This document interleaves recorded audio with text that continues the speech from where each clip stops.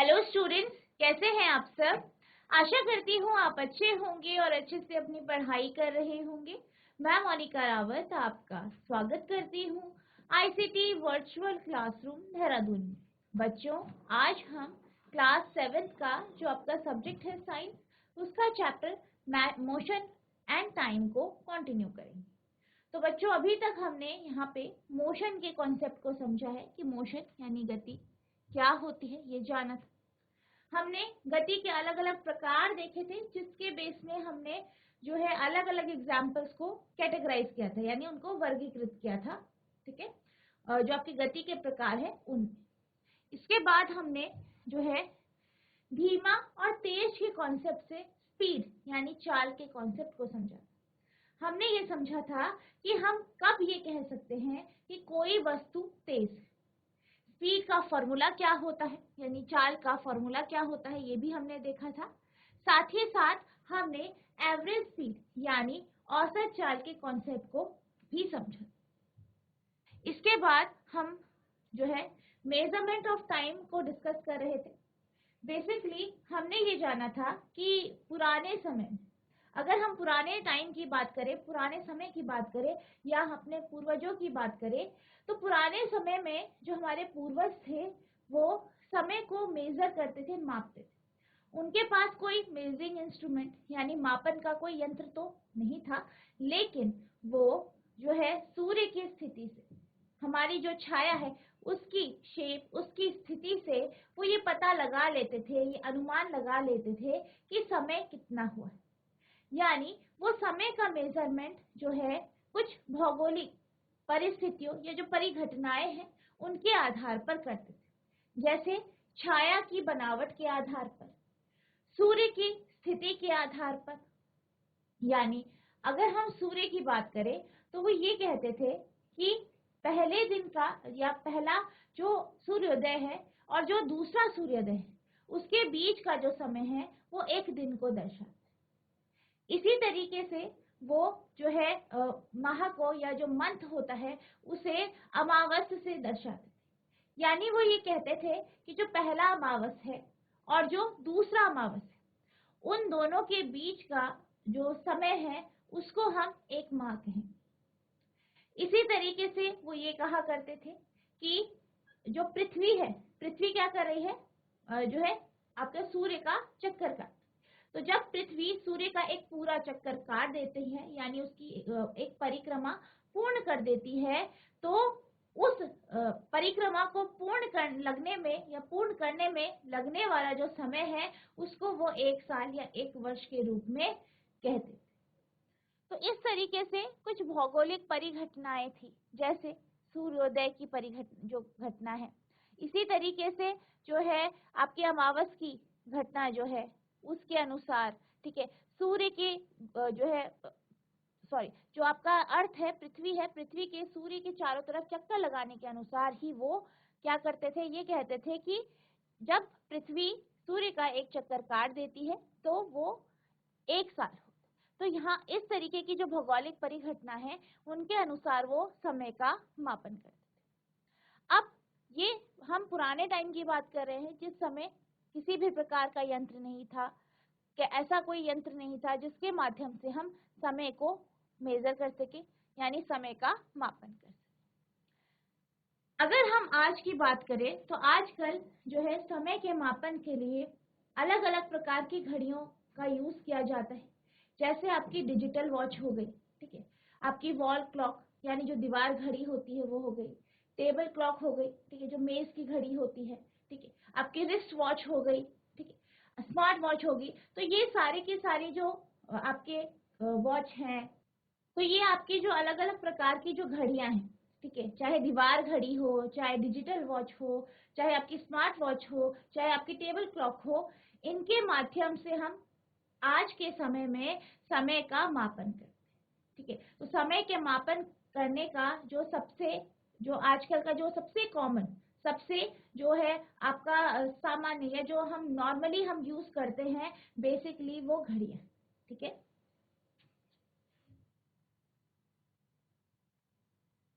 Our ancestors noticed that many events in nature repeat themselves after definite interval of time. यानी जो हमारे पूर्वज थे उन्होंने क्या देखा, उन्होंने ये देखा कि प्रकृति में कुछ घटनाएं ऐसी हैं जो खुद को कुछ इंटरवल के बाद यानी कुछ समय अंतराल के बाद दोहराती है. फॉर एग्जाम्पल, जैसे कि they found that sun rises every day in the morning.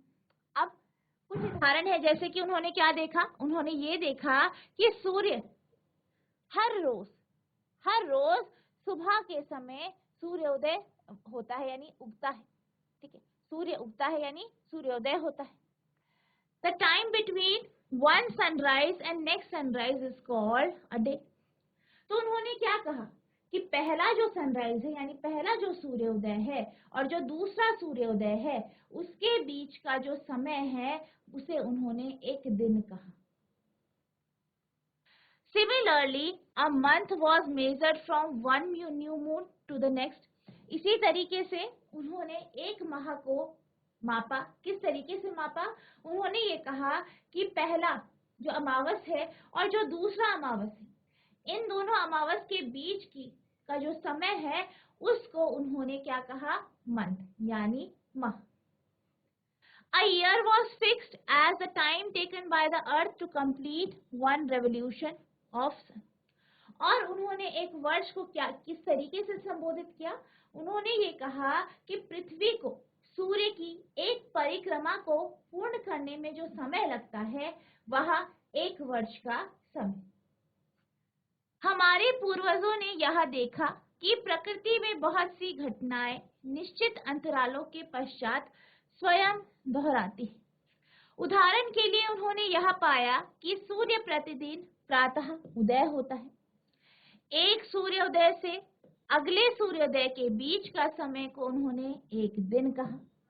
इसी प्रकार एक अमावस यानी नवचंद्र से अगले अमावस के बीच के समय की माप माह के रूप में की गई. एक वर्ष उस समय के लिए नियत किया गया जितने समय में पृथ्वी सूर्य की एक परिक्रमा पूरी करती है.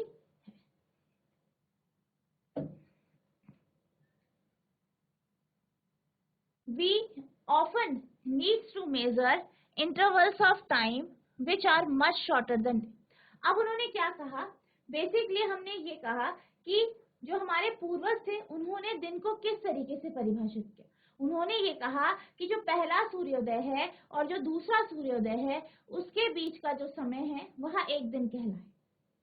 अब हमें क्या करना है, ये जो एक दिन है इससे भी कम समय को मापना है.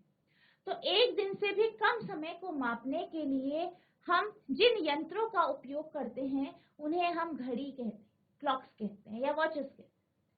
वॉच क्लॉक जो आपकी घड़ियां हैं बेसिकली, इनके माध्यम से हम क्या करते हैं, एक दिन से भी कम जो समय है उसे मापते हैं. जैसे हमें कुछ घंटे मापने हैं, कुछ जो है सेकंड मापने हैं, कुछ मिनट मापने हैं, तो हम किसके माध्यम से मापते हैं, क्लॉक्स के माध्यम से, घड़ियों के माध्यम से. और आजकल इन्हीं यंत्रों का उपयोग मेजरमेंट में किया जाता है. अब अगर हम घड़ियों की बात करें तो जैसे हमने अभी बात की थी, हमारे पास अलग अलग प्रकार की घड़ियां होती हैं. जैसे आपकी एक दीवार घड़ी होती है जिसे आप दीवार पे लगाते हैं. ठीक है, आप यहाँ पे देख सकते हैं, ये आपकी दीवार घड़ी है. ठीक है. टेबल क्लॉक, टेबल में रखी जाने वाली घड़ी जिसे हम टेबल पे रखते हैं. ठीक है, इसमें हम अलार्म भी फिक्स करते हैं. ठीक है. रिस्ट वॉच जो आपकी कलाई घड़ी होती है, जैसे कि मैंने पहनी है कलाई घड़ी, तो हम कलाई में जो पहनते हैं, जो आपकी कलाई होती है उसमें जिसे पहनते हैं वो क्या होती है, रिस्ट वॉच यानी कलाई. नेक्स्ट डिजिटल क्लॉक, जिसमें आपका जो समय है वो डिजिटली फॉर्म में आता है. ठीक है, डिजिटल फॉर्म यानी नंबर्स के फॉर्म. और जगह क्या हो रहा है, यहाँ पे हम जो है यहाँ पे हम क्या कर रहे हैं, यहाँ पे हम देख सकते हैं कि यहाँ पे सुइयां घूम रही, जो घड़ी है उसकी सुइयां घूम रही हैं जिससे हमें समय का पता चलता है. लेकिन जो डिजिटल क्लॉक्स होती हैं उसमें जो समय है वो नंबर्स की फॉर्म में डिस्प्ले होता है. ठीक है, तो आप देख सकते हैं जैसे यहाँ पे जो है 3:25 हुआ है. ठीक है, तो आप देख सकते हैं यहाँ पे नंबर्स की फॉर्म में है, तो ये क्या है आपकी डिजिटल क्लॉक। इसी तरीके से आपकी जो है आजकल स्मार्ट वॉचेस होती हैं, आपकी अनेक प्रकार की जो है घड़ियां होती हैं जिनके माध्यम से हम समय का मापन करते हैं, और इन घड़ियों के माध्यम से हम एक दिन से भी छोटा जो समय होता है उसको मापते हैं। क्लॉक्स और watches are perhaps the most common time measuring device. अब अगर हम घड़ियों की बात करें तो जो घड़ियां होती हैं ये आजकल मोस्टली या सामान्य रूप से इनका ही समय मापने में जो है प्रयोग किया जाता है। प्रायः हमें एक दिन में काफी छोटे समय अंतराल को मापने की भी आवश्यकता पड़ती है। संभवतः समय मापने के लिए सबसे सामान्य युक्ति घड़ियां ही हैं। अब हम बात करते हैं कि घड़ियां काम कैसे करती हैं। अगर हम पुराने समय की घड़ियों की बात करें तो पुराने समय की जो घड़ियां होती थी उनका जो काम था वो काफी कॉम्प्लेक्स, ठीक है, काफी कॉम्प्लेक्स था, घड़ियों का काम काफी कॉम्प्लेक्स है।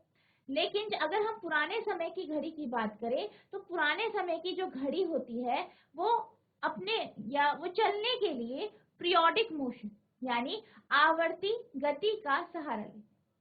आवर्ती गति के माध्यम से ही जो पुराने समय की जो घड़ियां होती थी, जैसे आपकी दीवाल घड़ी, बेसिकली जिसे हम पेंडुलम क्लॉक कहते हैं, ठीक है, ये आपकी पेंडुलम क्लॉक है, ठीक है।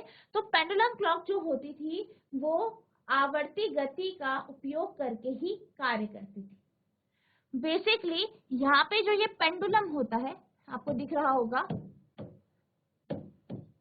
ये जो पेंडुलम है आपको दिख रहा होगा, इसकी गति के माध्यम से ही जो हमारी सुइयां हैं वो चला करती थी और हमें सही समय जो है बताती, ठीक है। तो पुराने समय में जिन घड़ियों का हम यूज करते थे उसमें पेंडुलम का यूज किया जाता था, और ये जो पेंडुलम या जो लोलक होता है इसकी आवर्ती गति के माध्यम से ही हमारी जो घड़ी है वो कार्य करती थी और सही समय जो है हमें बताती। अब हम बात करते हैं पेंडुलम की। तो पेंडुलम बेसिकली क्या होता है, आप यहाँ पे देख सकते हैं, ये आपका पेंडुलम है, यहाँ पे भी आपको दिख रहा होगा, ये क्या है आपका, ये स्ट्रक्चर जो है ये पेंडुलम है। बेसिकली अगर हम पेंडुलम की बात करें तो पेंडुलम में एक जो है एक स्फेरिकल या एक बॉल होती है मेटल, ठीक है, जिसे हम क्या कहते हैं, बॉब कहते हैं। आप देख सकते हैं ये जो नीचे का स्ट्रक्चर है बॉल के जैसा है, आपको दिखाई दे रहा होगा ये, तो ये क्या है, बेसिकली धातु की बॉल, मेटल की बॉल, ठीक है। अब ये जो मेटल की बॉल होती है ये एक लंबे धागे से जुड़ी होती है, ये एक लंबे धागे से जुड़ी होती है, और ये जो धागा है उसे क्या किया जाता है, एक रिजिड सपोर्ट के साथ जोड़ा जाता है। बेसिकली पेंडुलम क्या है, पेंडुलम में आपके पास एक जो है मेटल की बॉल यानी धातु की एक बॉल होती है जिसे किसी लंबे धागे से, ठीक है, ये आपका मेटल का भी हो सकता है धागा या नॉर्मल धागा भी हो सकता है, उससे इसे जोड़ा होता है और इसको एक रिजिड सपोर्ट से यहाँ पे लटकाया जाता है, ठीक है। जैसे यहाँ पे आपके पास पेंडुलम है, ये जो पेंडुलम का क्या है, बॉब है, आप देख सकते हैं ये क्या है, बॉब, ठीक है, मेटल की जो बॉल होती है वो, ये आपका थ्रेड हो गया और इसे यहाँ पे हमने एक रिजिड सपोर्ट के साथ जोड़ा। आई होप आपको इतना समझ में आया होगा कि बेसिकली पेंडुलम क्या होता है। अब हम पेंडुलम के वर्क की बात करें कि पेंडुलम किस तरीके से कार्य करता है। तो यहाँ पर आप देख सकते हैं दूसरी फिगर, तो यहाँ पे हम जो है इसके माध्यम से हम ये समझेंगे कि पेंडुलम आखिर किस तरीके से कार्य करता है। मान लीजिए कि जो ए बिंदु है या ए पोजीशन है, ये जो ए पोजीशन है बॉल की, ये क्या है, मेन पोजीशन या सेंट्रल पोजीशन, ठीक है। तो ये क्या है इसकी, यहाँ पे ए पोजीशन में जो आपका लोलक है, लोलक का जो आपका गोलक है यानी जो बॉब है, बेसिकली वो जो है विराम अवस्था में ए बिंदु पे रहता है। अब हम क्या करते हैं, हम इस बॉल को खींचते हैं, ठीक है, खींचते हैं पीछे की ओर, इसे जो है खींच के लाते हैं और सी पोजीशन तक इसे लेके आते हैं, जो कि क्या है, एक्सट्रीम पोजीशन है, ए पोजीशन से, ए स्थिति से हम इसे सी स्थिति पे लेके आते हैं। फिर हम क्या करते हैं, इसे छोड़ देते हैं। छोड़ने के बाद हम क्या देखते हैं कि जो आपका ये बॉब है या जो आपका ये बॉल है, मेटल की जो बॉल है, धातु की जो बॉल है, वो ए बिंदु से सी बिंदु पे आई क्योंकि आप लेके आए।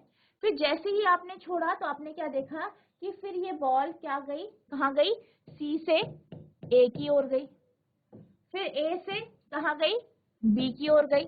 अब ए क्या है, ए जो है मीन पोजीशन है, ठीक है, मीन पोजीशन है, सेंट्रल पोजीशन है, या वह स्थिति है जिसमें जो है आपका जो बॉब है वो विराम अवस्था में रहता। हमने क्या किया, उसे डिस्प्लेस करा, विस्थापित किया, किधर किया, सी पोजीशन पे, ए से सी पे लेके आए। फिर हमने इसे छोड़ा तो सी से कहाँ गया, ये ए पे गया, ए से फिर कहाँ गया, बी पर, ठीक है।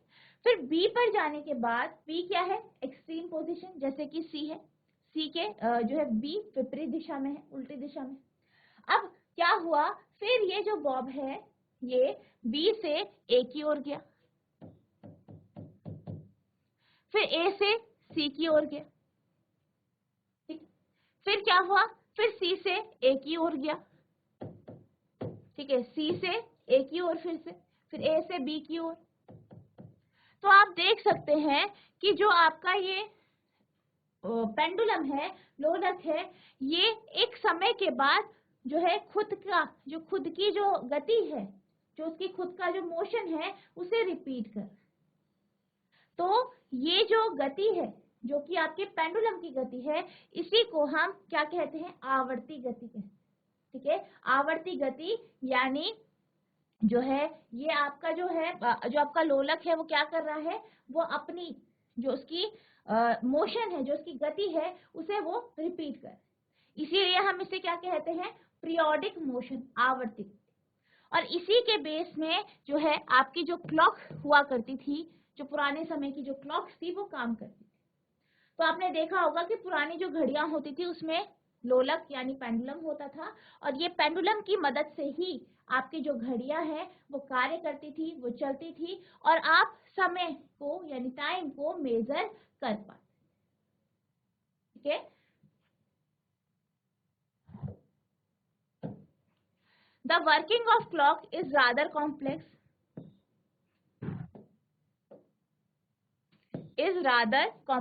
यानी घड़ी का कार्य, जो उसकी कार्य विधि होती है वो काफी जटिल होती है।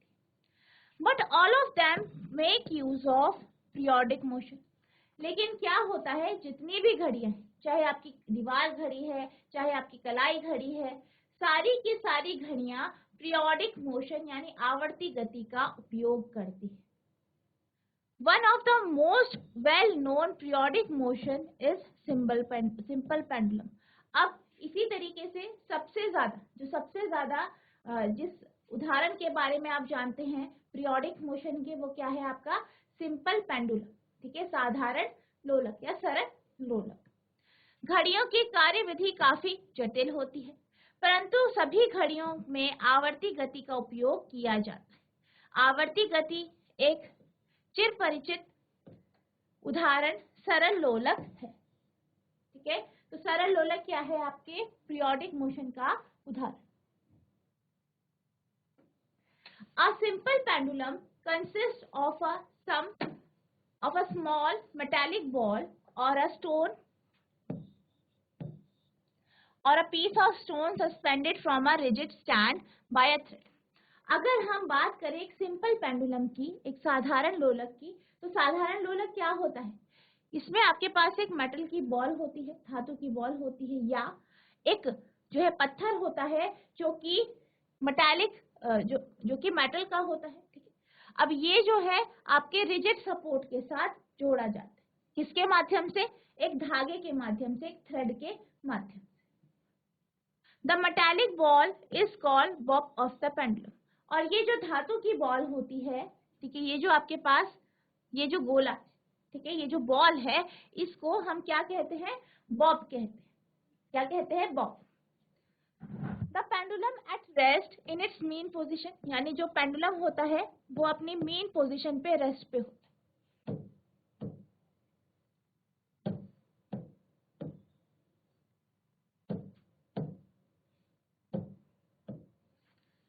pendulum is at rest in its main position.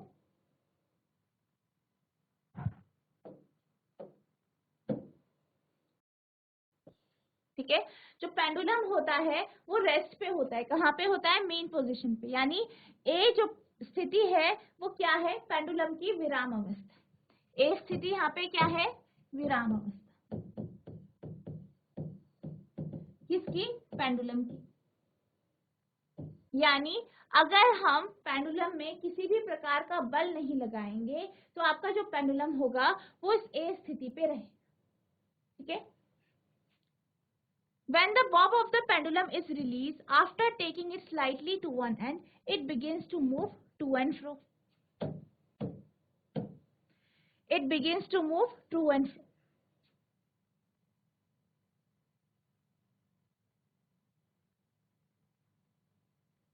When the bob of the pendulum is released after taking it slightly to one end, it begins to move to and fro. अब क्या होता है? जब हम पेंडुलम को क्या करते हैं? एक साइड पे लेके जाते हैं। जैसे मैंने अभी बात करी थी, हम क्या करते हैं? पेंडुलम को, ठीक है, जो आपका ए पोजीशन से सी पोजीशन पे लेके जाते हैं, ए स्थिति से सी स्थिति पे लेके जाते हैं, फिर क्या करते हैं? उसे छोड़ देते हैं। तो क्या होता है? फिर जो आपका पेंडुलम होता है वो सी से ए की ओर जाता है, ए से फिर बी की ओर, बी से फिर ए की ओर, ए से फिर सी की ओर, फिर वापस ए की ओर, फिर वापस आपके बी की ओर जाता है और फिर वापस ए की ओर आता है। यानी बेसिकली क्या हो रहा है? जो आपका पेंडुलम है वो आगे पीछे गति कर रहा है। ठीक है, आगे पीछे मूव कर रहा है। या हम ये कह सकते हैं कि जो आपका पेंडुलम है, जो आपका लोलक है, वो अपनी गति को दोहरा रहा है, रिपीट कर रहा है। ठीक है, इसी को हम क्या कह रहे हैं? To and fro. ठीक है, वो आगे पीछे मूव कर रहा है। टू एंड फ्रो यानी आगे पीछे, यानी अपनी जो स्थिति है उससे दोनों जो उसकी एक्सट्रीम पोजीशंस हैं वहां पे वो गति कर रहा है, मूव कर रहा है।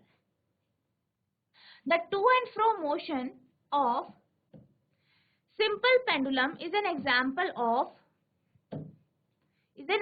of periodic or an oscillatory motion. और ये जो सिंपल पेंडुलम है, एक साधारण लोलक है, ये उदाहरण है पीरियोडिक मोशन का या ऑसिलेटरी मोशन। ठीक है, यानी दोलनशील गति या आवर्ती गति का यह क्या है? एक उदाहरण। एक साधारण लोलक में धातु की एक छोटी सी गेंद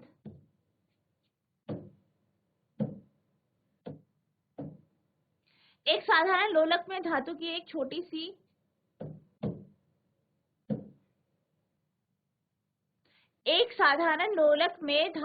एक छोटी सी गेंद या पत्थर का एक टुकड़ा होता है जो एक कठोर स्टैंड से एक धागे से लटका होता है। धात्विक गेंद को लोलक का गोलक कहा जाता है, यानी इसको आप हिंदी में क्या कहते हैं? बॉब को गोलक। ठीक है, तो ये क्या होता है? पेंडुलम का बॉब यानी लोलक का गोल। पेंडुलम अपनी औसत स्थिति में आराम यानी विराम अवस्था पर होता है, पर लोलक के गोलक को थोड़ा सा एक और ले जाकर छोड़ दिया जाता है तो वह इधर उधर गति करने लगता है। सरल लोलक की इधर उधर गति आवर्ती या दोलनशील गति का एक उदाहरण है।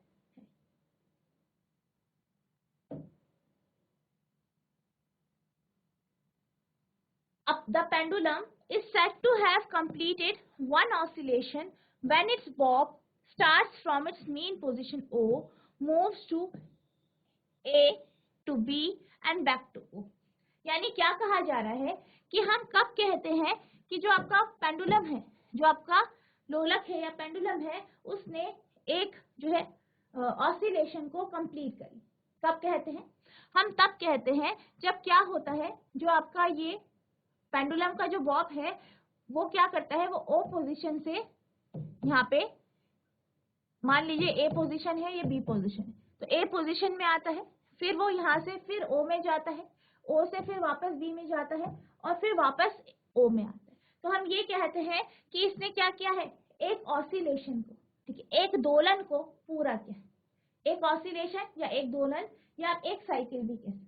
ठीक है, तो कब कहते हैं? जब आपका जो पेंडुलम का बॉब है वो मेन पोजीशन से, ठीक है, जो उसकी सेंट्रल पोजीशन है, या उसकी केंद्र स्थिति है या जो उसकी विराम अवस्था है, वहां से जब वो उसे हम ए पोजीशन में यानी ए स्थिति पे लेके आते हैं, फिर वो ए स्थिति से फिर ओ स्थिति पे जाता है, फिर ओ से बी स्थिति पे जाता है और फिर बी से वापस ओ वाली स्थिति पे आता है, तो तब हम ये कहते हैं कि जो पेंडुलम है उसने अपना एक ऑसिलेशन, एक दोलन पूरा करा।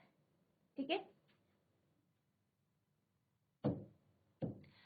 The pendulum also completes one oscillation when its bob moves from one extreme position A to other extreme position B and comes to back A. इसके अलावा अगर हम बात करें एक ऑसिलेशन की, एक दोलन की, सिर्फ यही कंडीशन नहीं है कि आपका जो यहाँ पे बॉब है वो ओ पोजीशन में है, ओ स्थिति में है, फिर ओ से हम ए में लेके आ रहे हैं, फिर ए से ओ पे जा रहा है, फिर ओ से बी, बी से वापस ओ पे आ रहा है। सिर्फ यही कंडीशन नहीं है एक ऑसिलेशन की या एक दोलन की। इसके अलावा अगर क्या होता है कि हमारा जो आपका पेंडुलम है, ठीक है, जो पेंडुलम है वो अगर ए स्थिति पे है, ठीक है, मान लीजिए ए स्थिति पे, ठीक है, पहली स्थिति उसकी ए है। पहले हमने क्या कहा, पहली स्थिति जो थी पेंडुलम की वो कौन सी थी, मेन पोजीशन यानी ओ। अब हम ये मान रहे हैं कि मान लीजिए कि आपका जो ये बॉब है, ठीक है, जो ये आपका लोलक है या बॉब है, ये ए स्थिति पर, अगर ये ए स्थिति पर है, ठीक है, आपका जो बॉब है वो ए स्थिति पर है और फिर वो ओ स्थिति पे जाता है, फिर वो बी स्थिति पे जाता है, फिर बी से वापस ओ पे आता है और फिर ए पे जाता है, तब भी हम ये कहेंगे कि जो आपका बॉब है वो उसने एक ऑसिलेशन यानी एक दोलन को पूरा किया। ठीक है। तो जरूरी नहीं है कि आपकी जो बॉब है उसकी जो मोशन है, उसकी जो गति है वो ओ से ही शुरू हो, वो ए से भी शुरू हो सकती है, वो बी से भी शुरू हो सकती है। ठीक है। अब हम मान लेते हैं कि जो आपका ये बॉब है ये बी स्थिति पर है, बी पोजीशन पे। ठीक है, यहाँ पे था, कहाँ पे था, बी पोजीशन में। अब क्या हुआ, बी से वो कहाँ गया, ओ पे गया, ओ से वो ए पे गया, ए से वापस ओ पे आया, ओ से वापस बी पे गया। तो इस कंडीशन में भी हम ये कहेंगे कि जो आपका बॉब है, जो आपका बॉब है उसने एक ऑसिलेशन पूरा किया है, एक दोलन पूरा। यानी अगर हम बात करें दोलन की, तो दोलन आपका किसी भी स्थिति से शुरू हो सकता है, जरूरी नहीं है मेन पोजीशन से हो, ए पोजीशन से भी हो सकता है, बी पोजीशन यानी दोनों एक्सट्रीम पोजीशन से भी शुरू हो सकता है। अब एक दोलन को पूरा होने में, यानी एक दोलन को, एक साइकिल को या एक ऑसिलेशन को कंप्लीट होने में जितना समय लगता है उसे हम टाइम पीरियड कहते हैं। ठीक है, यानी आवर्तकाल।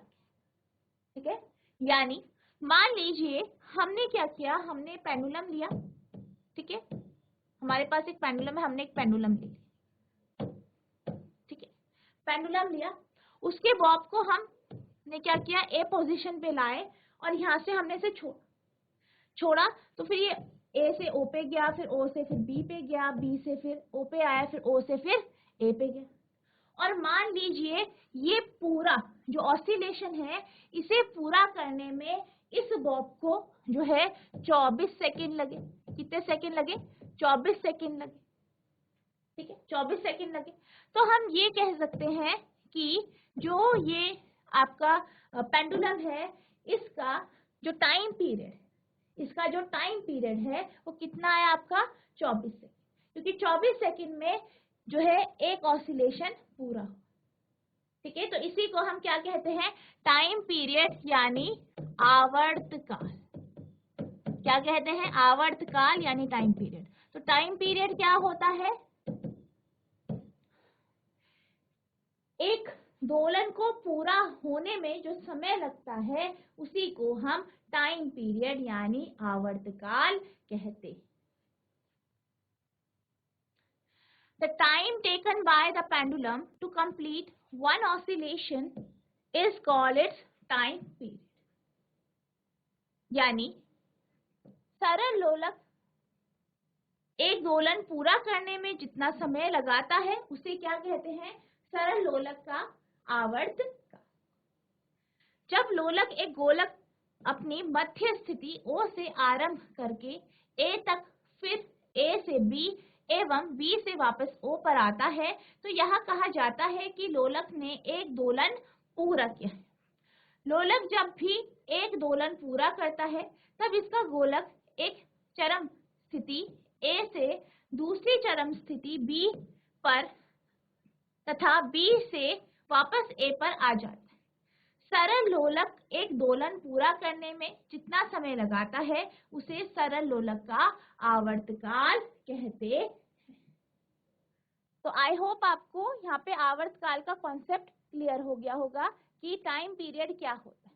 ठीक है, जीआईसी सिमली कोई एक बच्चा माइक ले लीजिए। Good morning ma'am. Good morning बेटा, आपका नाम क्या है?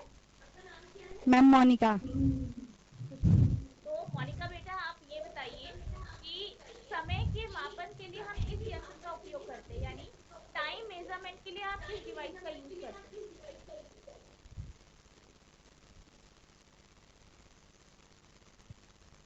आपको टाइम देखना है, टाइम को मेजर करना है, टाइम को मापना है, तो आप किसका यूज करते हो?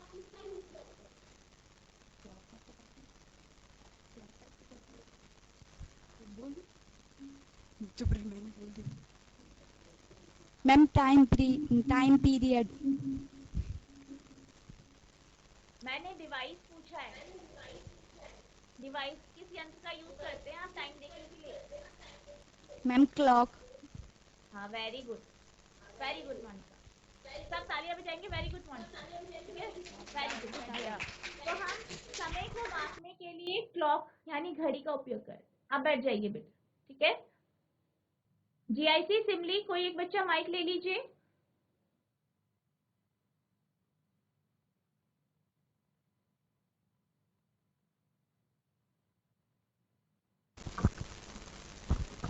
Good morning ma'am. Good morning बेटा, आपका नाम क्या है?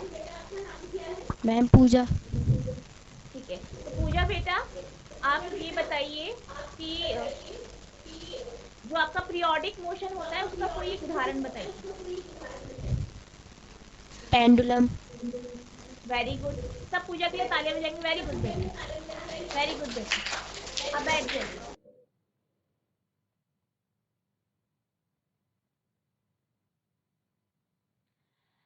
अब हम चलते हैं अपनी एक्टिविटी की ओर, ठीक है। तो यहाँ पे आपने क्या करना है, जो अभी हमने पढ़ा, क्या पढ़ा हमने? पेंडुलम के बारे में पढ़ा। हमने ये देखा कि पेंडुलम किस तरीके से कार्य करता है, किस तरीके से पीरियोडिक मोशन होता है, ठीक है। तो बेसिकली हमें जो है इसी के बेस पर ये एक्टिविटी करनी। आपको क्या करना है, एक पेंडुलम लेना है। पेंडुलम ले सकते हैं या कोई मेटल की आपको बॉल ले लेनी है, ठीक है। उसको आपने थ्रेड से बांध देना है, ठीक है, और उसे कहीं पे आपको रिजिड सपोर्ट पे, यानी कोई ठोस सा सपोर्ट होना चाहिए, वहां पे आपको लटका देना। अब आपको क्या करना है, आपको जो आपका पेंडुलम होगा, ठीक है, आप ऐसे लटका देंगे जैसे हमने अभी देखा, ये आपका पेंडुलम है, ठीक है। अब आप क्या करेंगे, मान लीजिए ये पेंडुलम की ओर से आप इस पेंडुलम को जो इसकी स्थिति है उससे डिस्प्लेस कर दें, ठीक है, यानी ए स्थिति पे लेके आएंगे, ठीक है। आपने क्या करना है, एक मेटल की बॉल लेनी है, उसे धागे से बांधना है और उसे किसी सपोर्ट पे लटका दें। फिर आप इसे पकड़ेंगे और पीछे की ओर खींचेंगे, ए स्थिति पे लाएंगे, फिर आप इसे यहाँ पे छोड़ देंगे तो क्या होगा, जो आपका ये बॉब है ये ए से, जैसे ए पोजीशन में आया, ए से वापस ओ में आएगा, ओ से फिर वापस आपका जो बी पोजीशन है वहां पे पहुंचेगा, फिर वापस बी से ओ पे, फिर ओ से ए, यानी इस तरीके से ये आगे पीछे मूव करेगा, गति करेगा, ऑसिलेट करेगा, यानी दोलन गति करेगा। अब आपको क्या करना है, जब आप इसे डिस्प्लेस कर दोगे, विस्थापित कर दोगे ओ से ए स्थिति पे, फिर आपको ऑब्जर्व करना है कि ये जो पेंडुलम है इसने कितने दोलन पूरे किए, साथ ही साथ ये जो दोलन है, जितने आपके दोलन कंप्लीट हुए हैं, यानी जब तक वो विराम अवस्था में आता है तब तक वो कितने दोलन पूरे करता है, और उस दोलन को पूरा करने में उसको कितना समय लग रहा है, इसको भी आपको क्या करना है, नोट करना है।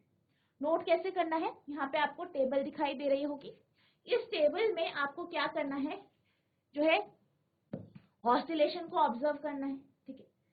मान लीजिए हमने यहाँ पे फिक्स कर 20 ऑसिलेशन, तो 20 दोलन आपको देखना है कि इसने 20 दोलन कब कंप्लीट किए, उस समय टाइम क्या हुआ, यानी पहले दोलन यहाँ पे शुरू हुआ, फर्स्ट जो ऑसिलेशन है, या जब आपने फर्स्ट जो एक्टिविटी शुरू की तब से जो लास्ट जो आपका 20th या 20वां जो दोलन था वो जब पूरा हुआ, इसको पूरा होने में जो समय लगा है, जो टाइम लगा है, उसे आप यहाँ पे लिख दें, ठीक है। हमने यहाँ पे फिक्स कर दिया है 20 ऑसिलेशन, ठीक है।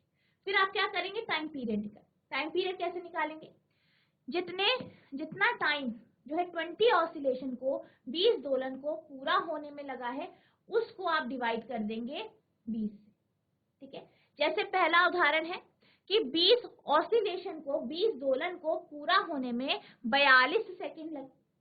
अब हम क्या करेंगे, हमें टाइम पीरियड निकालना, यानी हमें ये बताना है कि एक दोलन को पूरा होने में कितना समय लगा है।